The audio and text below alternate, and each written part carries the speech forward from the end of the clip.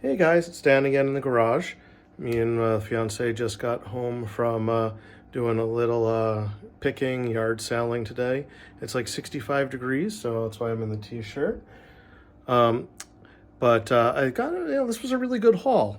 So I would like to show you guys off what I got today, because this was a lot of fun. This is what I got. What she got is in the house. She got some decorations, got a nice vase, and a nice tie-dye hoodie. So that was always fun. But I'm going to start with something I picked up actually a few days ago, and that is this Sawyer Tool Company Oswego number 26 with the stationary base. This is a 6-inch jaw vise. This thing is enormous.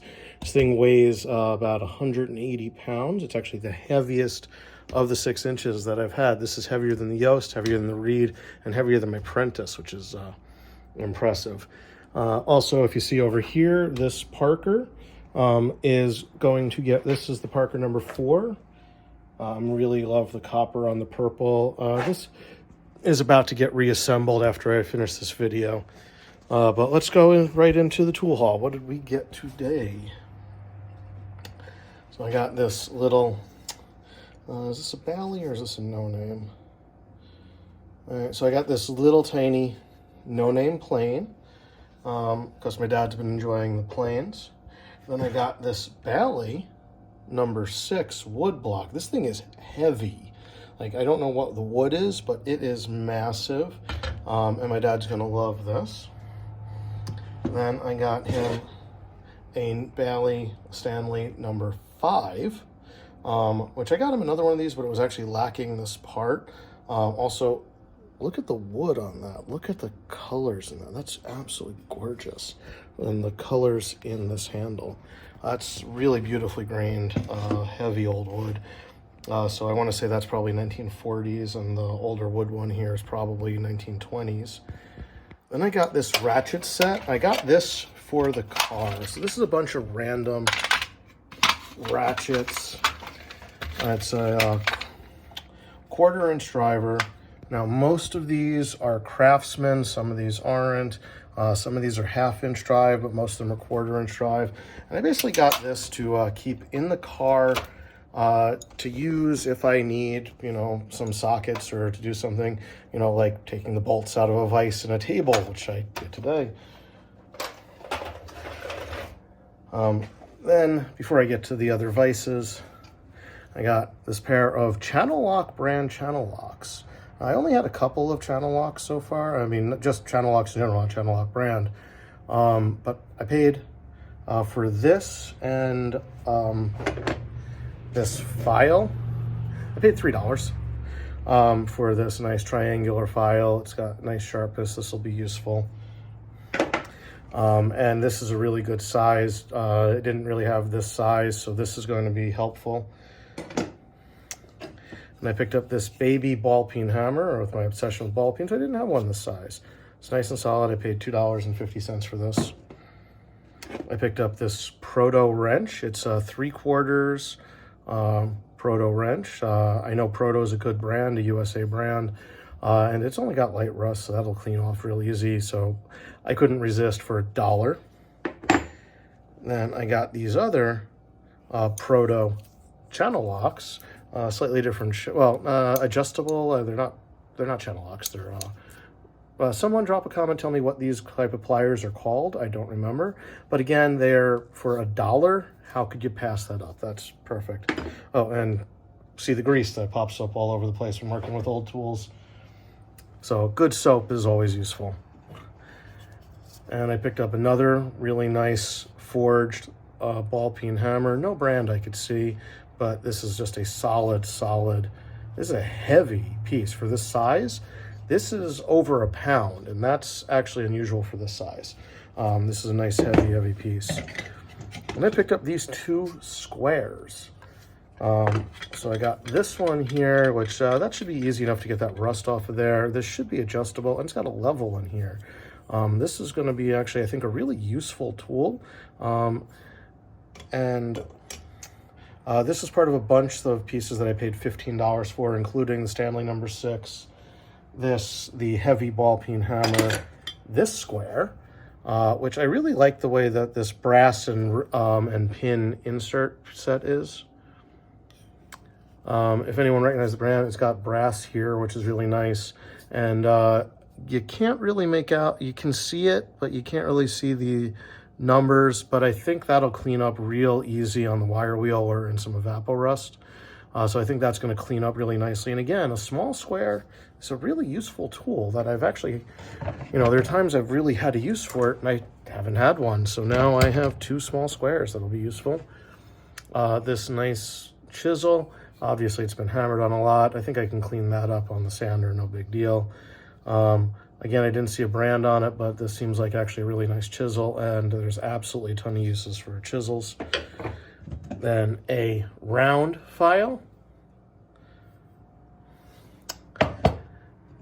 a half round flat file, big one. I think this one, no, I cannot make out any brand on it, so I don't think it's a Nicholson. And then this rasp, which is in fantastic shape. Lady had a yard sale. This was from a deceased family member, and it was shipped all the way to New York. The whole thing was like 50 pounds from Texas. I cherry-picked what I wanted because there were other pieces in there that there were some old monkey wrenches. There were some oil cans. I don't know enough about oil cans. I thought one of them was valuable, but I have no idea. So I let that go, let someone else find it and do what it is. For me, it would just sit and collect dust. But this rasp was actually really good timing. And you ask, why was it really good timing? Because over here, I've got some hickory, and I've got some ash, and I'm gonna make myself a hammerhead for this 2-pound cross-peen hammer at some point in the near future. I've never made a handle before, so it's probably gonna look terrible, but that's how you learn. Then the last 2 pieces stopped at another gentleman's yard sale. The weather is just great for it. And I asked, do you happen to have any bench vices? If you're collecting something or looking for something, it's always worth asking. He took me back to his woodworking shop, and this is a sometimes called a tongue vise or wagon tongue vise. They're similarly designed with the floating screw box and non-parallel jaws. Now the spring is in there. I don't know if you guys can see it, but the spring is in there, but it doesn't have a lot of springiness to it. I'm probably gonna have to make a new spring, which is, in this case, just gonna be a piece of mild steel bent in a V inserted in there when I clean this up. But it's a 2.5-inch jaw, nice vise. And then, again, this is why you always wanna ask, if you're somewhere, if there's something you're interested in, do you have any smithing equipment, do you have any vices, do you have whatever it is you're interested in, planes? And it's like, do you have a bench vise? I've got and it's like, yeah, I got this really big one in the basement. Now, when I hear really big vise, most people that's going to be 4 to 5 inches. In my mind, I start thinking, oh, does this person have a 6, 7, or even the Holy Grail item, the 8-inch vise, or one of the rarest of the rare unicorns, the 9-inch, made by the 9 inches were the Hollands, the Reeds, and the Erie Mogul made some 9-inch, and the Erie Mogul made a 10-inch that someone has a $10,000 reward out. So if anyone knows of a Mogul 10-inch vise, it weighs like 700 pounds. There is a gentleman in Texas who has a $10,000 reward for one because he really wants one for his collection. So if you come across one, it's going to be this huge piece of beautiful old iron metal. But what I found here was this Morgan Chicago 145. So the 145 is the swivel base model. The 45 would be the stationary base, and the 45 means 4.5 inches. The 50 is 5 inches, the 60 is 6 inches, the 160 is 6 inches, the 170 is 7 inches, and the 80 or 180 is 8 inches. I also have a 35 over there on the shelf that I'll clean up.